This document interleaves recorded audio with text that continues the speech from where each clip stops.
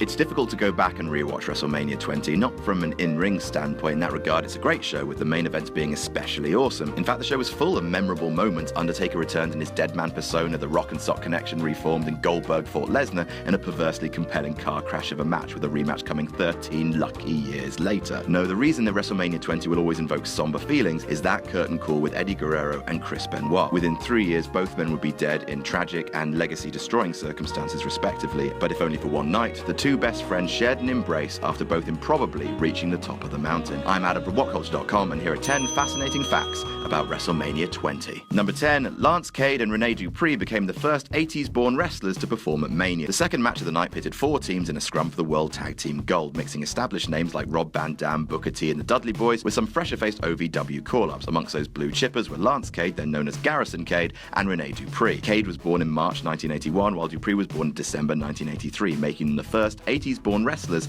to take part in a Mania match. 2 matches later, Randy Orton became the third 80s-born talent to compete at Mania, while Jackie Gaydar and Jimmy Akio Yang became the 4th and 5th as the night progressed. Number 9. It marked Tim White's last appearance as a referee. Referee Tim White had himself a pretty unique career in wrestling until a catastrophic injury changed everything. At Judgment Day 2002, White took a bump off the apron during Chris Jericho and Triple H's Hell in a Cell match, sustaining a separated shoulder that would never properly heal. After nearly 2 years out of the ring, White finally came back at WrestleMania 20 to officiate Jericho's bout with Christian. Sadly, White apparently re-injured the shoulder, rendering a count, and never donned the stripes again. He would then go on to star in a series of bizarre segments with Josh Matthews where, despondent over the injury, he would attempt to commit suicide in various loathsome ways. Mr. White, that's not wise. Number 8. Sable became the first woman to win 3 WrestleMania matches. It was a minor shock when Sable turned up once more in WWE a year earlier after leaving on acrimonious terms in 1999 before filing a 9-figure sexual harassment lawsuit against a company. A rivalry turned sexual friendship with Tori Wilson never made much sense beyond, hey, we both like rubbing our butts, I guess, but the lesbianic twosome would go over on Stacy Keibler and Jackie Gaydar in an evening gown match at WrestleMania 20, bringing Sable's record at the event to 3-0. The only other female performer since to notch 3 WrestleMania wins is Trish Stratus, but she's also had her share of losses. Sable has a perfect streak.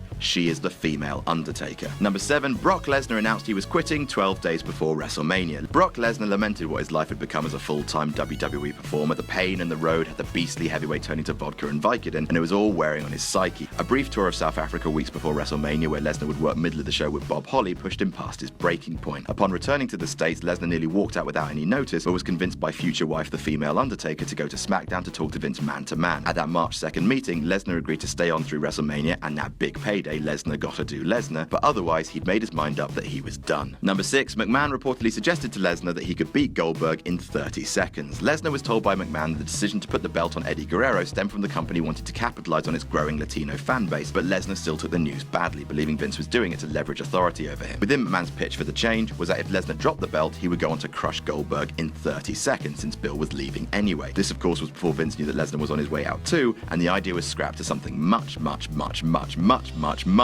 better. Seriously though, can you imagine a Goldberg pay-per-view match going a preposterously short time? As if, mate. Number 5. Shane McMahon took part in the chants against Goldberg and Lesnar. Possibly the most fascinating bad match in Mania history, Goldberg vs. Lesnar was a flaming hot mess. Knowing that neither man could wait to be done with WWE, the New York crowd lambasted both men with disgusted chants, from boring during the endless stalling to you sold out, which is ironic given that Lesnar was walking away from a huge contract extension that he'd signed in the summer of 2003. One of the people chanting you sold out at the perceived deserters was Shane O'Mac himself. The boy wonder had been known to sit in the crowd away from camera range at a variety of pay-per-views back in the day. Sure enough, keen-eyed fans spotted Shane screaming at his father's soon-to-be ex-employees, presumably wearing some very good trainers indeed. Number 4. Molly Holly volunteered to shave her head just to get onto the card. Most fans at the time would concur that Molly Holly is one of the most underrated performers of her day, even if WWE felt its audience should laugh at her for being chubby despite not being chubby. The women's division of the time wasn't taken particularly seriously, and Holly was disheartened when she learned that there was no women's championship match planned for Mania. Molly thought,